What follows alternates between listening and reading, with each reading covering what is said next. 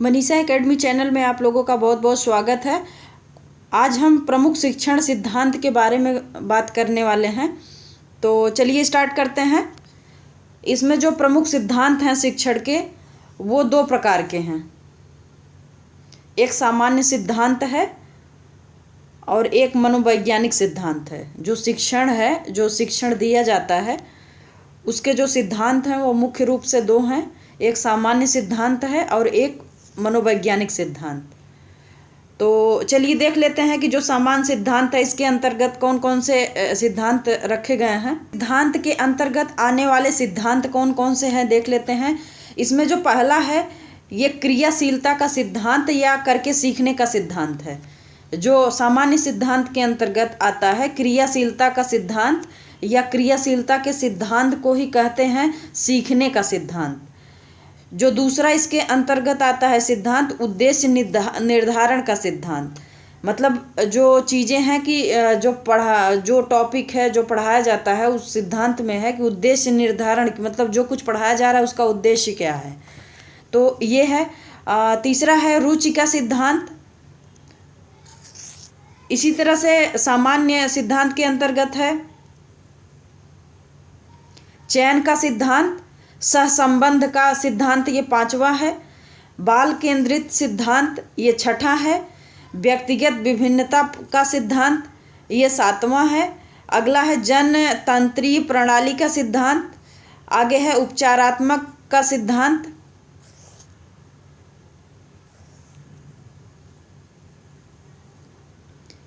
और जो दसवां है पुनरावृत्ति का सिद्धांत, अनुकूल वातावरण तथा उचित नियंत्रण का सिद्धांत। तो ये जितने थे ये सभी कौन से हैं, सामान्य शिक्षण के सिद्धांत हैं। चलिए दूसरे पक्ष पे आते हैं। जो दूसरा प्रकार है हमारा मनोवैज्ञानिक सिद्धांत। शिक्षण के जो मनोवैज्ञानिक सिद्धांत हैं उसको देख लेते हैं। तो मनोवैज्ञानिक सिद्धांत में पहला है अभिप्रेरणा एवं रुचि का सिद्धांत, दूसरा है तत्परता का सिद्धांत और तीसरा है पुनर्बलन का सिद्धांत। इसी तरह से आगे है सृजनात्मकता का सिद्धांत, पांचवा है स्व अधिगम का सिद्धांत। स्व अधिगम मीन्स खुद से जो सीखा जाता है उससे संबंधित सिद्धांत है। समूह गत्यात्मकता का सिद्धांत और सातवां है ज्ञानेंद्रियों के उपयोग का सिद्धांत। इसमें बताया जाता है कि ज्ञानेंद्रियों का प्रयोग हमें कैसे करना है। आगे है अभ्यास का सिद्धांत। तो ये बार बार जो अभ्यास किया जाता है उससे संबंधित है। अभ्यास किस तरह से किया जाना चाहिए, उसका जो नियम होता है अभ्यास का, वो सारी चीज़ें इस सिद्धांत के अंतर्गत आती हैं। तो ये रहा हमारा दो सिद्धांत जो शिक्षण से संबंधित था, एक सामान्य और एक मनोवैज्ञानिक। तो ये दो सिद्धांत थे। इसके अंतर्गत कौन कौन से और अन्य सिद्धांत आते हैं तो ये हमने अभी तक बताया। आगे चलते हैं। आगे जो इससे रिलेटेड है कि प्रमुख शिक्षण सूत्र। तो प्रमुख शिक्षण सूत्र कौन कौन से हैं, शिक्षण सूत्र के बारे में जान लेते हैं। पहला है ज्ञात से अज्ञात की ओर। जैसे हम कोई चीज़ जब सिखाना स्टार्ट करते हैं या सीखना स्टार्ट करते हैं तो जो हमें पता होता है पहले हम उसके बारे में जानते हैं, उसके बाद धीरे धीरे हम आगे बढ़ते हैं। जो हमें नहीं ज्ञात है, जो हमें नहीं पता है, फिर उसको हम जानते हैं। ऐसा नहीं है कि जो अज्ञात है पहले उसको जान लेते हैं, फिर जो पता है उसको जानने का प्रयास करेंगे। तो ऐसा नहीं, ये जो सिद्धांत है ये ज्ञात से अज्ञात की ओर चलता है। आगे है सरल से कठिन की ओर। हमें चीज़ें सिखाई भी जाती हैं और हम सीखते भी हैं कि हमें पहले सरल चीज़ें सीखनी चाहिए, उसके बाद कठिन की तरफ बढ़ना चाहिए। तो ये शिक्षण का एक सिद्धांत है, इसके अंतर्गत हम लोग ऐसा करते हैं। आगे है स्थूल से सूक्ष्म की ओर। इसी तरह से है पूर्ण से अंश की ओर। इसी तरह है विशिष्ट से सामान्य की ओर।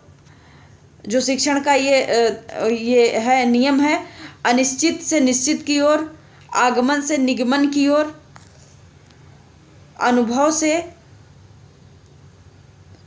अनुभव से तर्क की ओर, अनुभूति से विचार की ओर। तो ये रहे हमारे सूत्र, शिक्षण सूत्र। इसी तरह से आगे हम देख लेते हैं कि जो जीन पियाजे हैं, जीन पियाजे के जो संज्ञानात्मक विकास की 4 अवस्थाएं हैं, ये जो जीन पियाजे हैं ये संज्ञानात्मक विकास की जो अवस्था 4 अवस्था है ये इनके द्वारा ही बताया गया है। तो देख लेते हैं कि कौन कौन सी अवस्था है, उसका उम्र सीमा क्या है, कितने वर्ष तक वो अवस्था मानी जाती है।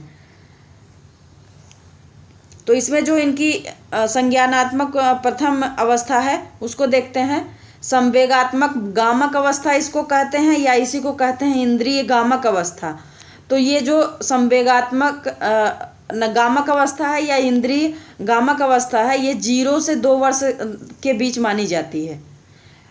आगे दूसरा इनका जो सिद्धांत है पूर्व संक्रियात्मक अवस्था।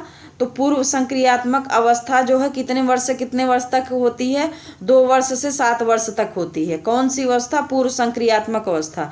आगे है अमूर्त संक्रियात्मक अवस्था। तो जो अमूर्त संक्रियात्मक अवस्था है ये 7 वर्ष से 11 वर्ष के बीच होती है।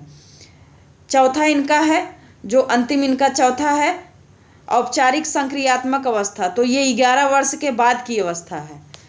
तो ये शिक्षण से संबंधित कुछ महत्वपूर्ण बिंदु थे जो बहुत ही इम्पोर्टेंट हैं, बार बार एग्ज़ाम में ये पूछे भी जाते हैं।